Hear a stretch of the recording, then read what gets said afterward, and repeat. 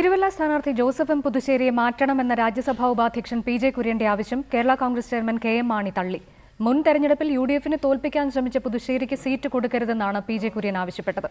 എന്നാൽ കേരള കോൺഗ്രസിന്റെ ആഭ്യന്തര കാര്യത്തിൽ കോൺഗ്രസ് ഇടപെടരുതെന്ന് കെ.എം. മാണി പ്രതികരിച്ചു.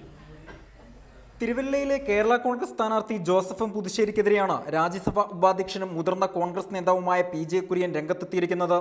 തിരുവല്ലയിൽ പുതുശ്ശേരിയെ മത്സരിപ്പിക്കരുതെന്നാവശ്യപ്പെട്ടുകൊണ്ട് പി.ജെ. കുര്യൻ ഒരു മാസം മുമ്പ് തന്നെ പരസ്യമായി രംഗത്ത് വന്നിരുന്നു. സ്വന്തം പാർട്ടിയുടെ സ്ഥാനാർത്ഥിയെ തോൽപ്പിക്കാനെല്ലാം ചെയ്യുക, അടുത്ത പ്രാവശ്യം ആ സീറ്റ് ക്ലെയിം ചെയ്യുക, അത് രാഷ്ട്രീയ ധാർമ്മികത തന്നെയാണ്.